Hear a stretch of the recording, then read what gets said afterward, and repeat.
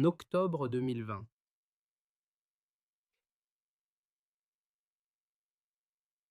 Tindiban cède en une seule nuit. Après des années de villages vidés, de puits asséchés et de routes muettes, une opération menée en moins de 12 heures, sans perte déclarée côté AES, fait vaciller une logique jugée inamovible, fissure le récit de dépendance stratégique et impose une comparaison brutale entre sursaut tactique et trajectoire durable, sans promesse automatique. Qu'est-ce que cela change concrètement pour ceux qui regardent de loin et pour Ibrahim Traoré quand le certain devient discutable puis réversible? Peut-être le début discret d'un pouvoir qui se réécrit.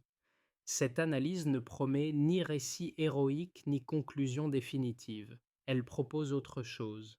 Une grille de lecture précise pour distinguer un succès ponctuel d'un basculement structurel durable. En moins de 15 minutes de vision, le spectateur acquiert une clé concrète.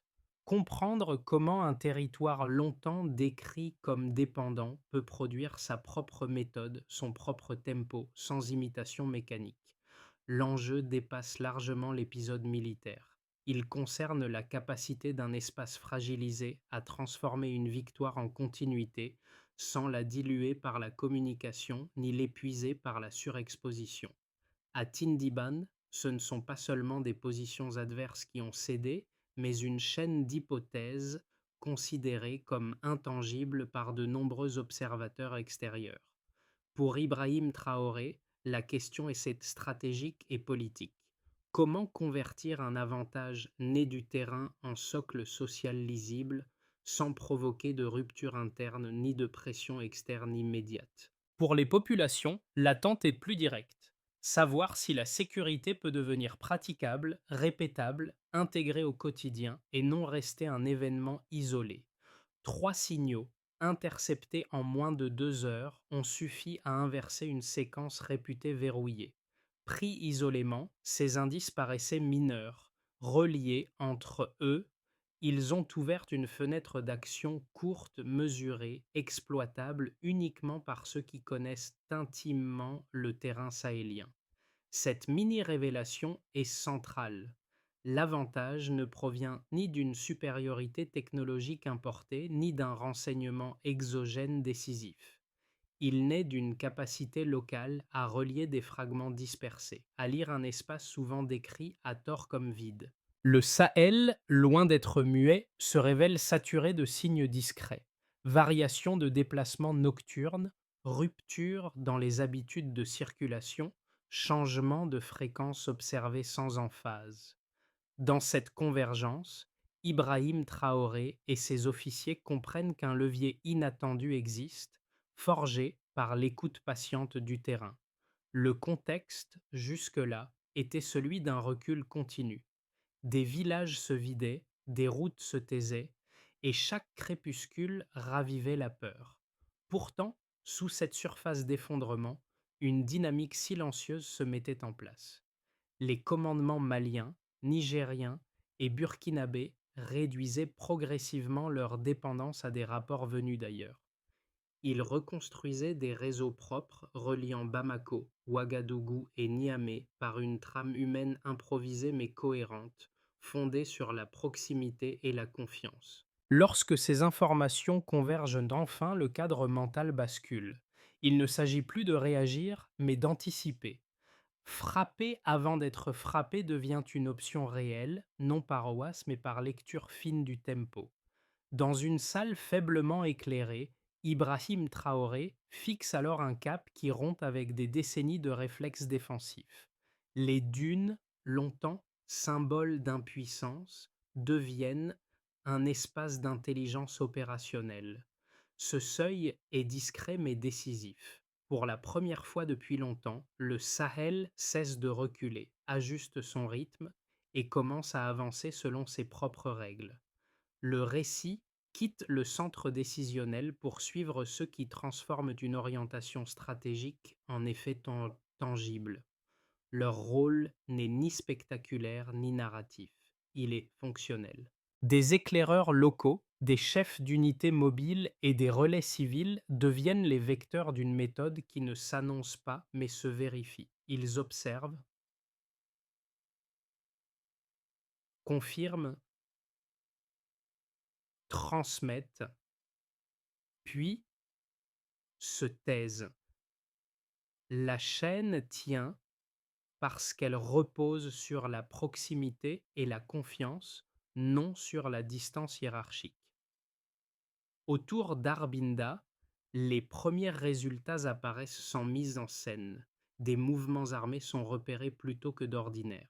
Les informations circulent sans délai inutile. Les unités convergent avec une précision inattendue, non parce qu'elles disposent d'outils supérieurs, mais parce qu'elles partagent une lecture commune du terrain. En quelques minutes, une attaque annoncée est neutralisée. Ce qui frappe n'est pas l'ampleur de l'action, mais sa sobriété. Dans les villages voisins, l'effet précède le discours. Les habitants sortent plus tôt, observent plus longtemps, reprennent des trajets abandonnés.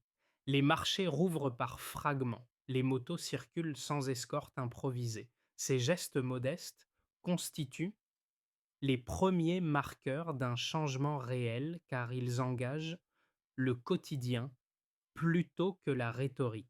Ces scènes agissent comme des capteurs sociaux. Elles indiquent que la sécurité commence à devenir praticable, mesurable dans les comportements ordinaires. Le pouvoir, jusque-là abstrait, prend une forme concrète, lisible dans l'espace vécu. À ce stade, l'enjeu n'est pas l'expansion mais la tenue dans le temps. En clair, la confiance revient avant les slogans. Avant Tindiban, la séquence est connue. Recul progressif, villages désertés, routes interrompues, anticipation adverse installée. Les décisions se prenaient sous contrainte, dictées par l'urgence plus que par le tempo. Après, la logique s'inverse. L'initiative change de camp, non par une démonstration de force, mais par un réglage précis du moment et de l'espace. Le déclenchement se fait sans annonce. Au nord du Burkina Faso, les unités se mettent en place à partir d'informations déjà consolidées, sans correction de dernière minute. Les systèmes entrent en activité de manière fluide comme un mécanisme attendu. Les premières actions tracent des lignes nettes dans la nuit, visant des points identifiés bien en amont.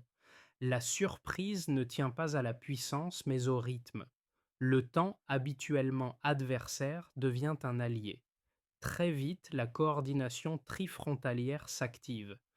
Depuis le Niger, des unités mobiles se ferment des axes secondaires, non pour encercler massivement, mais pour réduire les options. Des appareils maliens décrivent des trajectoires précises, alignées avec les mouvements au sol. Des drones artisanaux guident chaque ajustement, signalent les ruptures, confirment les replis avortés. Rien n'est dispersé. Chaque action répond à une autre. Le dispositif progresse par couches successives sans surcharge. Le pic survient lorsque les communications adverses se fragmentent. Privées de relais, de carburant et de visibilité, les colonnes se figent avant toute tentative de regroupement. Les dépôts identifiés se neutralisent les uns après les autres, révélant une désorganisation déjà installée. La contre-attaque attendue ne vient pas. En moins de 12 heures, l'objectif est atteint sans perte déclarée côté AES. Ce n'est pas une improvisation réussie, mais l'aboutissement de mois d'observation et de réglages discrets. Dans les centres de commandement, les flux s'accumulent sans agitation. Ibrahim Traoré observe l'ensemble comme on lit une partition exécutée sans excès. Les mises à sa jour arrivent calmement. Les décisions se prennent sans urgence apparente, précisément parce que l'anticipation a fait son travail. Le contrôle du tempo remplace la gestion de crise. La rémanence apparaît dès la mi-journée. Le désert retrouve une quiétude étrange. Les bruits se dissipent, les mouvements cessent. Dans les villages voisins, les habitants sortent prudemment, écoutent les radios locales, constatent l'absence de menaces immédiates. Des gestes simples réapparaissent. Porter de l'eau, ouvrir un étal, marcher sans détour. Ces scènes traduisent l'événement en perception quotidienne. Sur des casques, 3 mots sont griffonnés: intelligence, mobilité, unité. Ils ne célèbrent pas un homme, mais une méthode. Pour Ibrahim Traoré, la séquence confirme une intuition. La cohésion, née du terrain, peut produire une efficacité durable si elle reste alignée avec le rythme réel des communautés. La question ouverte demeure. Cette dynamique peut-elle s'étendre sans se dissoudre? Le point de départ est clair. Après des années de pertes continues et d'initiatives subies, la séquence de Tindibin introduit un delta net. 0 soldat de l'AES, déclaré tombé à l'issue de l'opération, marque une rupture mesurable. Ce chiffre ne signale pas une invulnérabilité soudaine. Il indique le passage d'une logique de survie à une logique d'initiative maîtrisée, rendue possible par l'anticipation plutôt que par l'escalade. Un second repère concerne le temps total d'exécution: moins de 12 heures entre l'activation initiale et l'effondrement des positions adverses. Cette brièveté ne traduit pas la précipitation. Elle révèle une synchronisation longuement préparée, où chaque action trouve sa place sans friction, réduisant les fenêtres d'erreur et les coûts humains associés aux engagements prolongés. Le troisième indicateur complète le tableau: 3 fronts unifiés: Mali, Niger et Burkina Faso, opérant simultanément sans appui extérieur déclaré.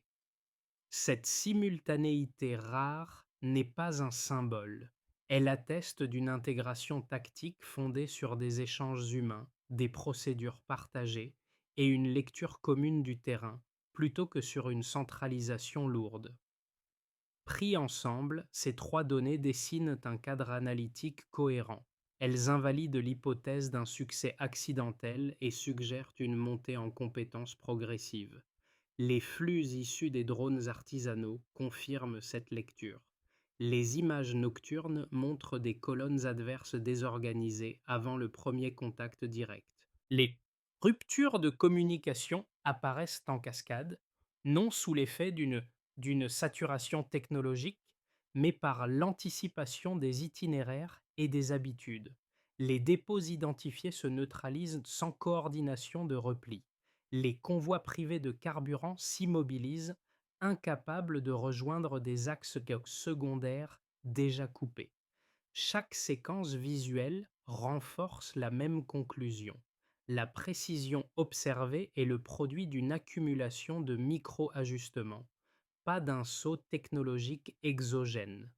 Les drones, souvent assemblés dans des structures improvisées, deviennent les vecteurs visibles d'une doctrine locale patiemment affinée. Dans ce dispositif, Bamako, Ouagadougou et Niamey cessent d'agir comme des centres isolés.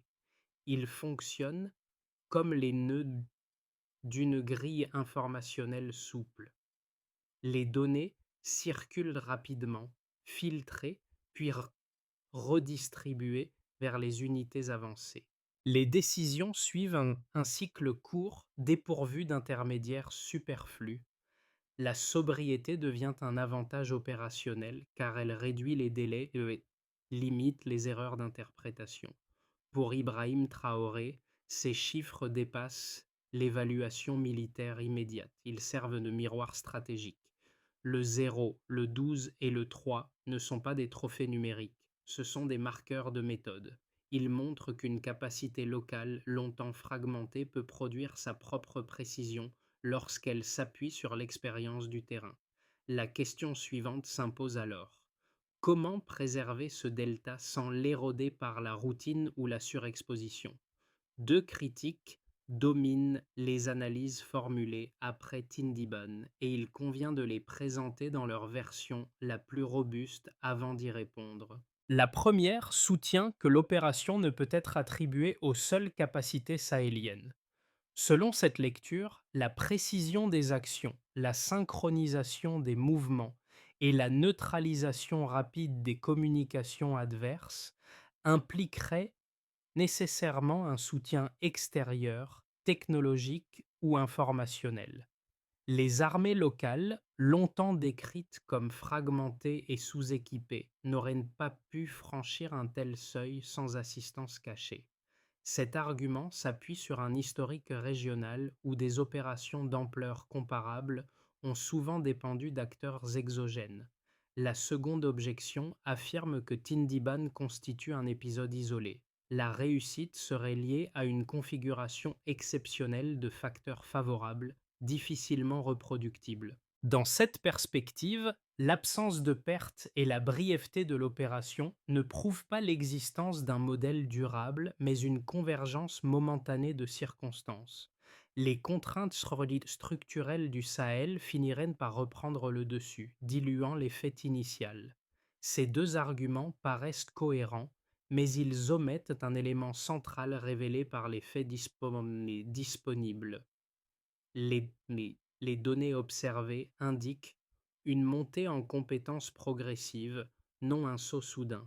La préparation longue, la répétition de micro-ajustements et l'intégration humaine entre les fronts expliquent la performance sans recourir à une hypothèse extérieure. Les images issues des drones artisanaux montrent des désorganisations adverses antérieures au contact direct, suggérant une anticipation fine plutôt qu'une intervention invisible. Quant au caractère prétendument isolé, il est chaque contredit par la structuration déjà visible des réseaux et par la continuité des pratiques observées après l'opération. La coordination tri-frontalière, la circulation rapide de l'information et la réduction des délais décisionnels ne se construisent pas en une nuit. Elles traduisent un apprentissage cumulatif et une discipline collective en cours de stabilisation. Ainsi, Tindiban apparaît moins comme une exception que comme la première manifestation claire d'un processus engagé. La question n'est donc pas de savoir si l'événement fut possible, mais s'il peut devenir reproductible sans perdre sa sobriété initiale. Au fond, tout se joue dans la maîtrise du tempo. Ce qui change à mi-parcours n'est pas l'intensité, mais la nature de l'avantage.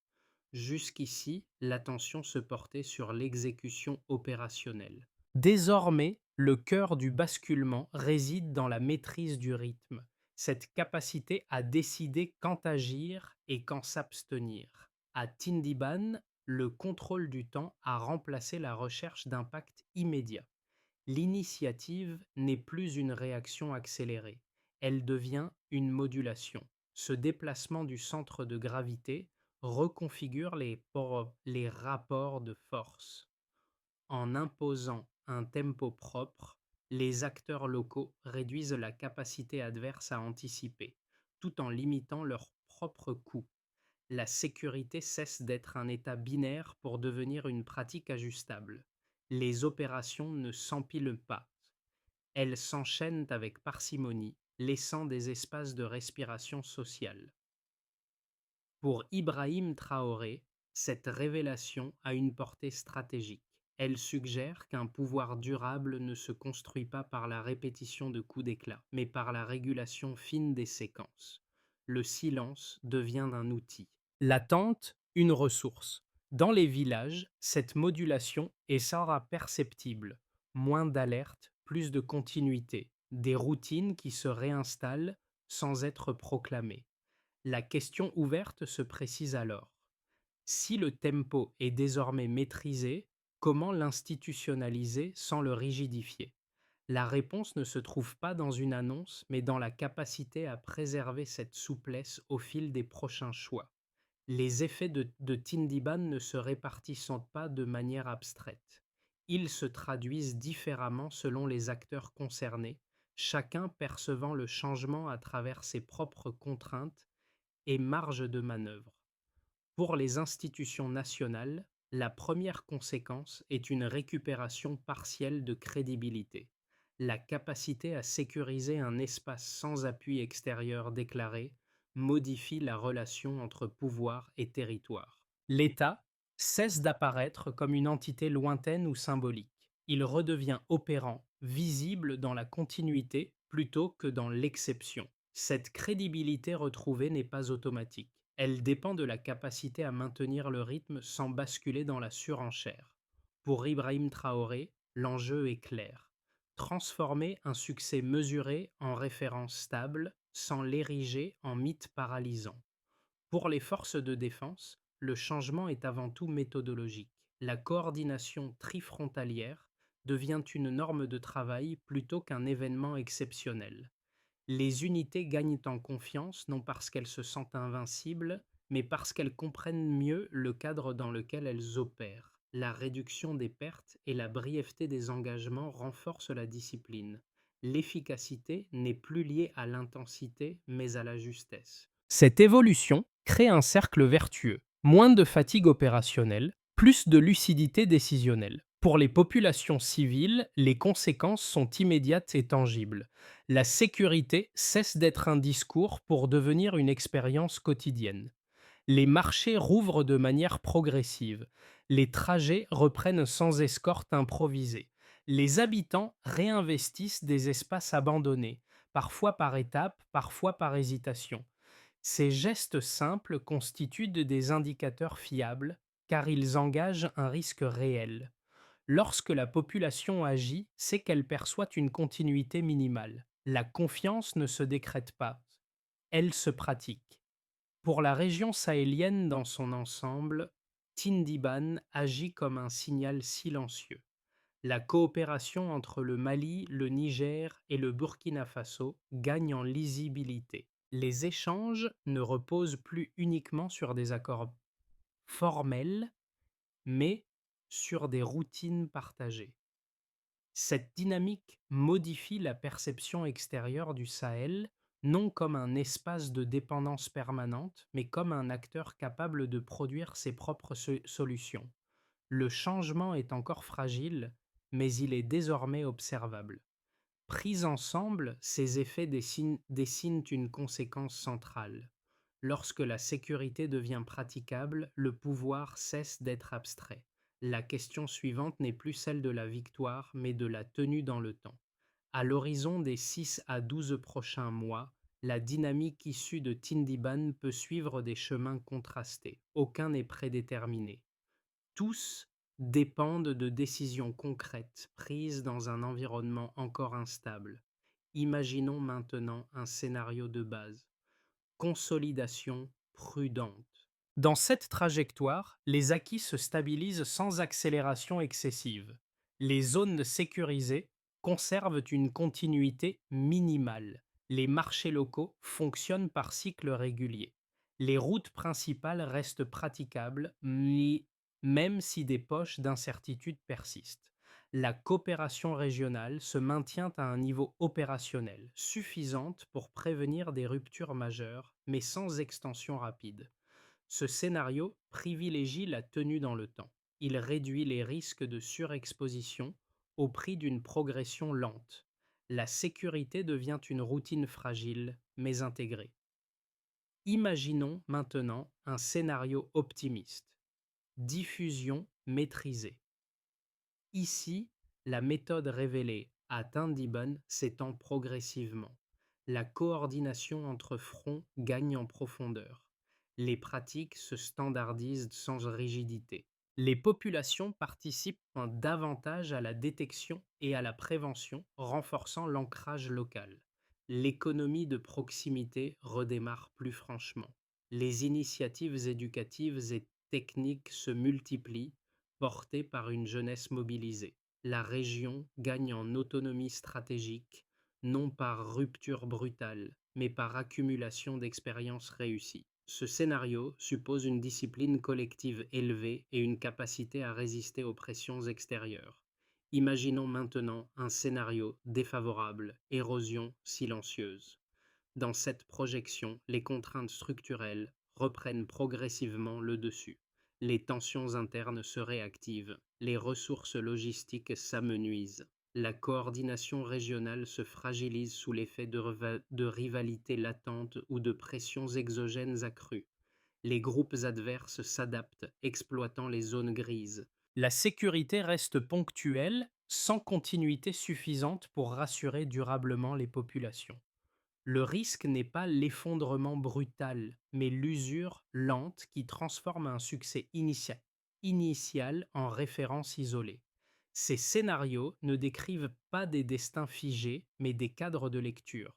La recommandation centrale est simple: privilégier les choix réversibles, tester avant d'étendre, mesurer avant d'annoncer. La trajectoire dépendra moins d'un événement futur que de la capacité à préserver la souplesse acquise.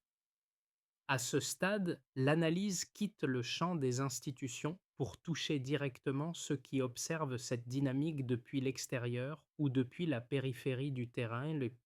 L'enjeu n'est plus de comprendre ce qui s'est produit, mais d'identifier ce que cela modifie concrètement dans les repères habituels. Pour les citoyens et observateurs ordinaires, Tindiban reconfigure la manière de lire l'actualité sahélienne. Le récit dominant, fondé sur l'idée d'une dépendance structurelle irréversible, devient moins opérant.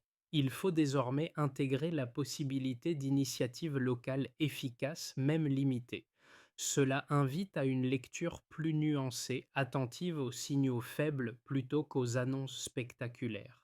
Pour les acteurs économiques et sociaux, la principale évolution réside dans la prévisibilité relative. Lorsque la sécurité devient praticable, même partiellement, les décisions changent de nature. Les investissements ne sont plus uniquement défensifs. Les échanges locaux peuvent se projeter à court terme. Cette stabilité minimale ne garantit rien, mais elle ouvre des fenêtres d'action auparavant fermées. Pour les jeunes et les relais communautaires, l'impact est surtout symbolique. La perception d'un avenir possible, même fragile, modifie les choix individuels. La formation, l'engagement civique et les initiatives techniques retrouvent une légitimité. Ce déplacement mental est lent mais décisif, car il conditionne la capacité d'une société à se projeter au-delà de l'urgence. Pour le spectateur, le point clé est le suivant: il ne s'agit pas d'adhérer à un récit, mais d'ajuster son regard. Tindiban n'impose pas une conclusion optimiste.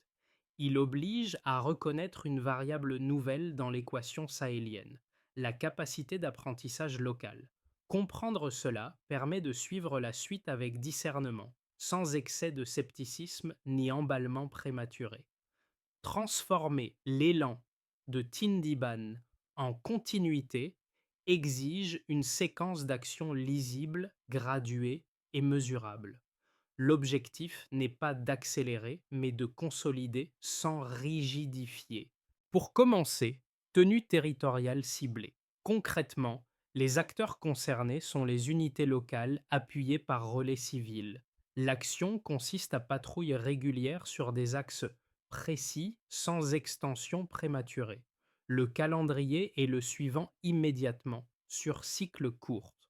Pour mesurer l'effet, on peut observer continuité des trajets civils et baisse des alertes opportunistes. Cette étape vise à ancrer la sécurité dans des routines observables, non dans des annonces. Pour commencer, services essentiels synchronisés. Concrètement, les acteurs concernés sont les autorités locales avec acteurs communautaires. L'action consiste à réouverture progressive d'écoles, de dispensaires et de points d'eau. Le calendrier est le suivant: et ce sont des stabilisations minimales d'une zone. Pour mesurer l'effet, on peut observer fréquentation régulière et absence d'interruption prolongée. La normalité vécue renforce la confiance plus sûrement que toute communication. Pour commencer, circuits économiques de proximité. Concrètement, les acteurs concernés sont les municipalités, artisans, commerçants. L'action consiste à remise en état ciblée des marchés et des axes courts. Le calendrier est le suivant après validation sécuritaire locale. Pour mesurer l'effet, on peut observer reprise des échanges et diversification des activités. La sécurité devient ainsi productive, non seulement protectrice. Pour commencer, formation et transmission. Concrètement, les acteurs concernés sont les encadrements techniques et éducatifs. L'action consiste à compétences pratiques liées à la maintenance, à l'observation et à la médiation. Le calendrier est le suivant en parallèle des étapes précédentes. Pour mesurer l'effet, on peut observer autonomie opérationnelle accrue des équipes locales. Pour commencer, gouvernance du tempo. Concrètement, les acteurs concernés sont les centres de décision régionaux. L'action consiste à arbitrage des rythmes d'action et des temps de pause. Le calendrier est le suivant en continu. Pour mesurer l'effet, on peut observer réduction des engagements inutiles et stabilité sociale. Pour Ibrahim Traoré, l'enjeu est d'orchestrer ces étapes sans les surcharger. La réussite dépendra moins d'une mesure unique que de leur enchaînement cohérent. La scène qui demeure n'est pas celle d'un centre de commandement ni d'un écran saturé de flux. Elle se joue plus bas, à hauteur d'homme. Dans les villages évoqués plus tôt, les mêmes gestes reviennent, sans emphase. Ouvrir un étal, réparer une moto, marcher sans détour. Rien d'extraordinaire, juste la continuité retrouvée. Ce sont ces signaux discrets qui donnent corps à la bascule décrite depuis le début. Cette résonance relie la décision stratégique à l'espace vécu. Elle rappelle que la sécurité n'a de sens que lorsqu'elle devient praticable, répétable, presque invisible. Le pouvoir cesse alors d'être un concept lointain. Il se lie dans le temps gagné, dans la peur qui recule, dans les routines qui reprennent leur place. Pour Ibrahim Traoré, cette image agit comme un rappel exigeant. La réussite ne se mesure pas à l'intensité d'un moment, mais à la capacité de préserver ces scènes ordinaires sans les transformer en symboles figés. L'essentiel n'est pas de prolonger l'événement, mais de protéger ce qu'il rend possible. Une phrase s'impose, simple et tenace. La confiance précède toujours la stabilité. Si elle se maintient, le reste peut suivre. Si elle se perd, rien ne tient longtemps. C'est à ce niveau, discret mais décisif, que se joue la suite. Ce qui s'est joué à Tindiban ne demande ni adhésion immédiate ni rejet réflexe. Cela invite à un geste plus simple et plus exigeant. Regarder autrement. Lorsque des dynamiques locales produisent des effets mesurables, même fragiles, elles méritent d'être suivies avec attention plutôt qu'enfermées dans des cadres anciens. Le Sahel ne se résume plus à une succession d'échecs annoncés. Il devient un espace où des choix comptent, où des méthodes émergent, où des trajectoires restent ouvertes. Pour ceux qui observent de loin, l'enjeu n'est pas de célébrer mais de comprendre. Comprendre comment une sécurité praticable transforme le quotidien. Comprendre comment un tempo maîtrisé change la nature du pouvoir. Comprendre aussi les risques d'usure, de simplification ou de récupération. Ibrahim Traoré incarne une séquence, pas une conclusion. La suite dépendra moins d'un homme que d'une capacité collective à maintenir la cohérence sans perdre la souplesse acquise. La question finale reste volontairement ouverte. Comment d'accompagner une dynamique sans l'enfermer et la juger sans l'étouffer? C'est à cette condition que le débat peut rester utile et que l'attention portée aujourd'hui produira un sens durable demain.